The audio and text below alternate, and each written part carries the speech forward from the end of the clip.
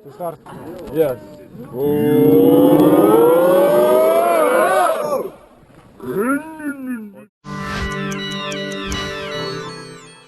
Už Lietuvą vyrai!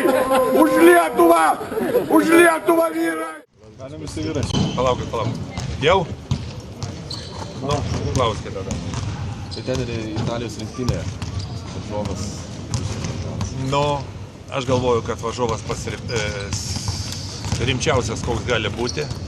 Aišku, varžovų niekada negali pasirinkti ir nėra tikslo rinktis ir nėra ko galvoti, bet galvoti, kad tai bus silpnas varžovas, kada jie namo įsiuntė, sakykime, Turkiją, Rusiją, kada jie aplošė Graikiją irgi namo įsiuntė ir po to dar į Ispaniją, tai tik tai naivoliai gali. Tenai mes galim kalbėti, ten sudėtis, nesudėtis, bet tai yra faktas. Jie tik pabaigose pralošė rungtynės kroatam ir slovenam, ten epizoduose. Taip, kad žaidžia labai tokį, sakyčiau, visiems neparankų krepšinį, paprastą krepšinį, daro labai mažai klaidų ir kada jų dieną labai sunkiai sustabdomi. Daug žaidėjų gali ir pataikyti, ir aštriai žaisti vienas prieš vieną. Statistiškai žiūrint, pagal pelnomus taškus yra 4 žaidėjai, kurie labai išsiskiria. Ar jie yra pagrindiniai, ar...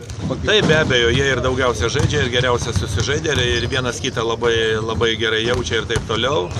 Bet tai nereikia galvoti, kad kiti žaidėjai, kaip, sakykime, tas pats naturalizuotas amerikietis ar kiti yra silpni žaidėjai. Paprasčiausia tam čempionate tie galbūt yra geroje formoje ir tokį jie krepšinį demonstruoja.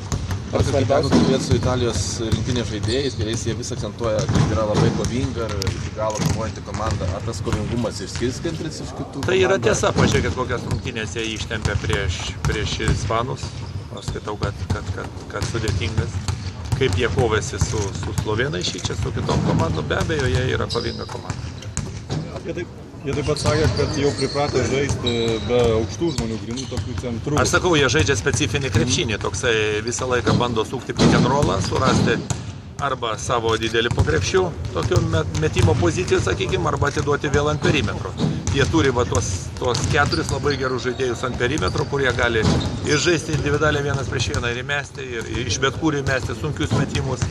Ir su geru procentu už tai jie yra ir neparankus kitiems. Ir Italijos rinktinė nugalėjo Akropolio turnyre, labai pasikeitė nuo to laiko.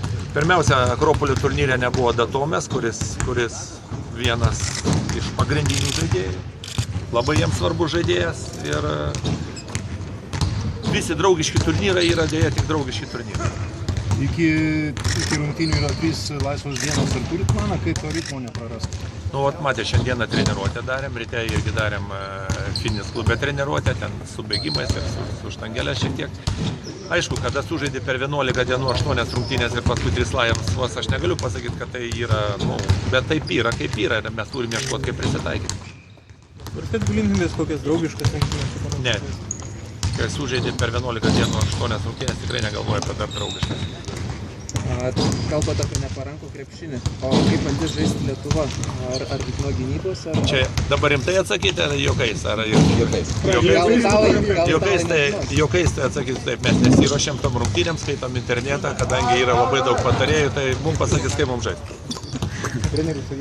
O jeigu rimtai, mes teksime žaisti savo krepšinį, mums nereikia galvoti, kaip žaisti, kad, sakykime, ten būtinai žaisti per didelį.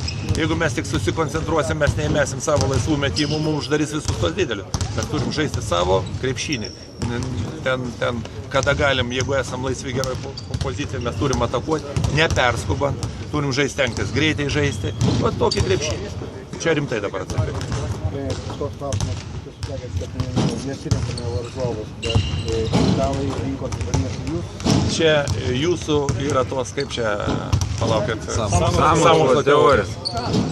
Aš galvoju, kad visos komandos atvažiavusios stengiasi žaisti, nuo pergalio ateina pasitikėjimas ir visos stengiasi laimėti ir jie negalvoja su ko žaisti.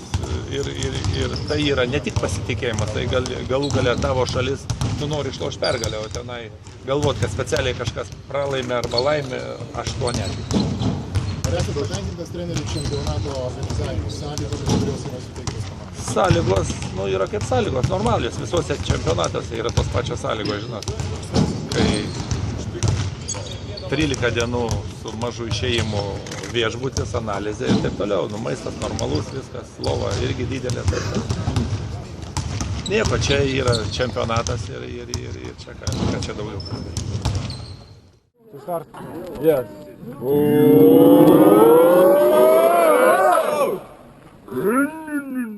Už Lietuvą vyrai! Už Lietuvą! Už Lietuvą vyrai!